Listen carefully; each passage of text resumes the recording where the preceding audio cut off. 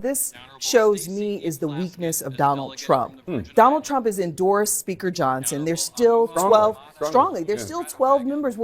There's still these unknowns. There's still 12 members that aren't sure that they're going to vote for the speaker yet. We don't know the answer to that question. Secondly, he lost the shutdown fight, the debt ceiling fight. Thirdly, Elon Musk is running the White House without even being in the White House. I mean, there's all these unanswered. Well, to be clear, the current White House is being run by Joe Biden's unelected staff. But go ahead. But nevertheless, but Elon Musk is calling the shots, domestically and internationally, going after some of our U.S. allies. Just recently, who's the current president and who's in charge? But Can you answer? Matter. The point is that Donald Trump is showing that he's weak. When you have somebody like Elon Musk making the decisions, I worked in 2 White Houses. No one gets ahead of the president or the president-elect, and Elon Musk is. So for me, this shows a weakness among Donald Trump, and it's not the strong footing that he would want to go on. I have to say, and I'm sure he's rejoicing, this was a muscle flexing of a minority of the party, of the Republican Party. 9 members demonstrating to Speaker Johnson, we can take you down if we want to, according to the new House rules, and we can make your life very difficult. Please pay attention to us, or not please, pay attention to us. Yeah, flexing, maybe it was a spasm. I don't know. I mean, remember, ultimately, maybe some of my colleagues here today will want to revise and extend their remarks about the relative influence of Donald Trump. He is the head of the Republican Party. He wanted Johnson. Johnson's going to get it on the first ballot after a little bit of conversation on the House floor. That is unequivocally a good thing. We're not going to sit here for 18 ballots or whatever. We're not going to sit here all night. Here at 2:30 in the afternoon, the Republican Party is showing that it can unify itself in relatively short order for the purpose of helping Donald Trump get started on his agenda. For Republican voters all over the country, this will be a piece of really good news this afternoon. It was a roller coaster, folks, with twists, turns, and a whole lot of political maneuvering. We've got a lot to unpack, so buckle up. This is the simple math. We went through it yesterday. I feel like it's deja vu all over again when it comes to these speaker races. Look, this is the simple math, right? GOP reps can sink Johnson's speaker bid. In scenario 1, if just 2 vote against him, if just 2 Republican representatives vote against him, assuming, of course, 434 members vote and no Democrats vote for Johnson, which is what we expect, if just 2 Republicans vote against him, he doesn't win the speakership. How about scenario 2? If 1 votes against him and then 2 abstain, i.e. vote present, then that too would deny Johnson the speakership. Look, we're dealing with a historically narrow majority, the narrowest going into a speaker's vote this early in the Congress since 1917. Some Republicans who may not vote for Johnson, well, Thomas Massey of Kentucky, he is, as I said, we were going to say hell no a lot in this segment. He is a hell no. I'm voting for Johnson, at least on that first ballot. How about serious qualms? Remember, then we just need either 1 more Republican to vote against or 2 to vote president, that is abstain. And look at this, Chip Roy of Texas. So if you haven't been following, things have been pretty intense. The House has been trying to elect a speaker, and it wasn't exactly smooth sailing. There was speculation, especially from the mainstream liberal media and the Democrats, that Donald Trump's influence was waning. They thought his endorsement of Mike Johnson wouldn't matter, and some Republicans would vote against him. The Democrats were hoping for a full-blown show on the House floor that could delay Trump being certified as president. They wanted to see a chaotic situation, mirroring the previous speaker election, where it took 10 rounds to select a new speaker. And then, of course, Victoria Spartz of the great state of Indiana. And keep in mind, both of these folks didn't vote for Kevin McCarthy. You mentioned that 15-vote thing. They didn't vote for Kevin McCarthy on 5 or more ballots in January of 2023. So the idea that these 2 would throw the speakership race into a complete mess, well, there's some real history of that going on here. So both of these are definitely in play. But Thomas Massey at this point is the quote-unquote hell no. Now, here's the thing to keep in mind. This is the chance that Mike Johnson wins the speakership, and this is per an average of the betting markets. On the first ballot, it's 35%. So that's south of 50, right? Although, it really wouldn't be surprising. 1 in 3 things happen all the time. But here's the key thing. Just because he loses on the first ballot doesn't mean he won't win on the second ballot, third ballot, fourth ballot, etc. The math was also incredibly tight. With such a narrow majority, just 2 Republican representatives voting against Johnson would have sunk his speakership bid. Even 1 vote against and 2 abstentions would have been enough to deny Johnson the position. This was the narrowest majority going into a speaker vote this early in Congress since 1917. Now, let's talk about the key players. We had some Republicans who were very vocal about their opposition. Thomas Massey of Kentucky was a definite hell no vote, at least initially. Chip Roy of Texas and Victoria Sparks of Indiana, who also didn't vote for Kevin McCarthy in the past, were also potential roadblocks. They had real history of causing trouble in the speakership race. The betting markets had Johnson's chance of winning on the first ballot at only 35%. But then things shifted. It appears that Donald Trump made some phone calls to those individuals and eventually got them on board to flip their votes. This is key because it highlights how Trump's influence, despite the speculation, is still a significant factor within the Republican Party. Still rise for the preferred candidate of liberty and justice for all. It is the hope and dream of the enslaved.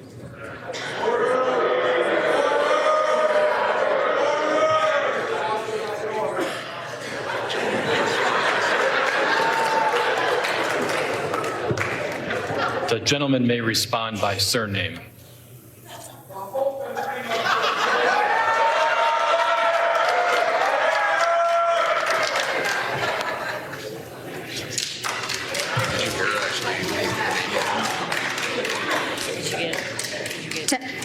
Green of Texas, Jeffries. Names of the representatives from the Americas, Samoa, Guam, Northern Mariana, Puerto Rico, the Virgin Islands, and the District of Columbia were not called, representing collectively 4 million Americans.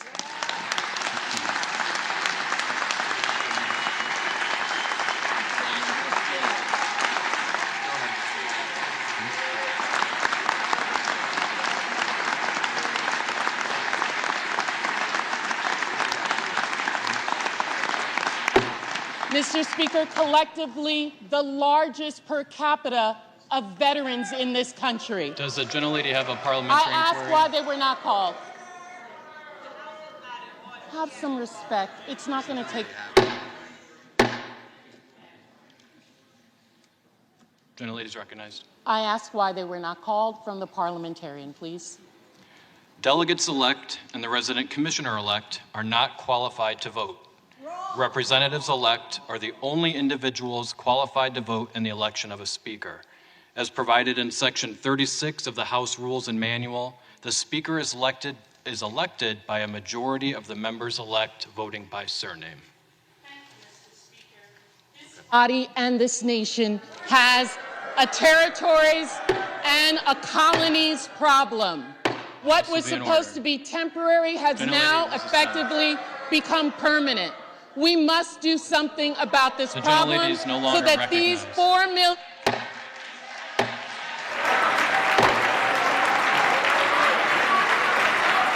I have a voice, and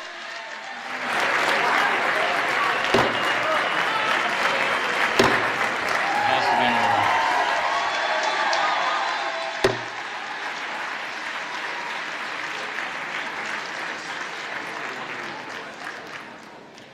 The reading clerk will now call the names of the representatives-elect who did not answer. So despite all the drama, Mike Johnson ended up winning on the first ballot.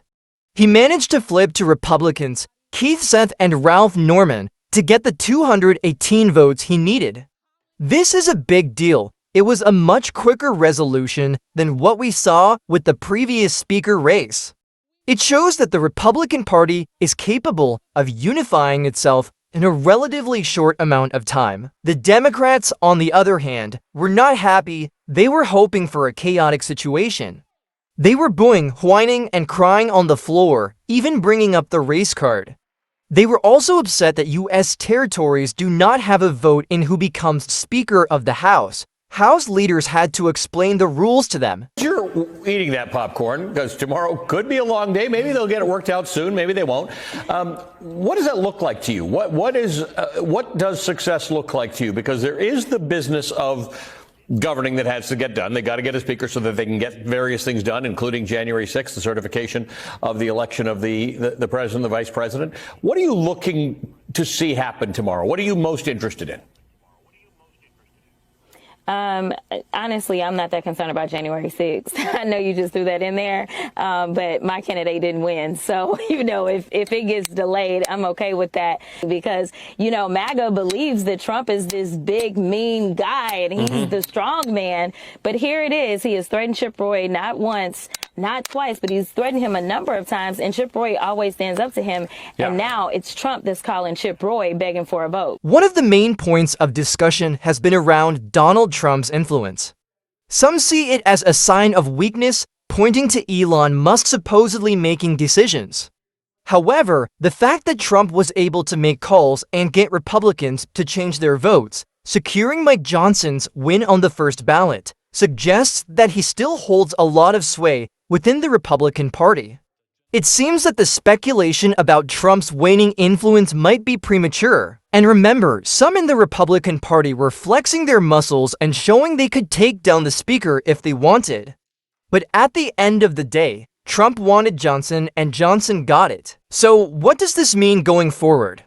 Well, with Mike Johnson as speaker, it ensures that the certification of the election will happen on January 6th. It also allows the Republicans to start working on Trump's agenda, which seems to be focused on the economy. Many are hoping they can find some unity on economic issues. However, there are still potential points of conflict, especially regarding issues like funding for Ukraine and immigration. It is expected that many of Trump's immigration goals will be achieved through executive orders. This whole situation really highlights the dynamics of the current political landscape. The Republicans have a very slim majority, which makes it hard to get things done without the Democrats. It also shows how much influence Donald Trump still holds and how he can impact the direction of the party. There's also some talk about the need to expand the Republican majority in the midterms to avoid having to rely on Democrats to pass legislation. It's clear that the Republican Party is not a monolith. There is a lot of infighting and different views. Ultimately, the speaker selection process was a test of power and the ability to unify. So at the end of the day, Mike Johnson is the Speaker of the House. While some might not be thrilled about it, especially since he's seen as a go-along-to-get-along type, it does mean that things can finally move forward.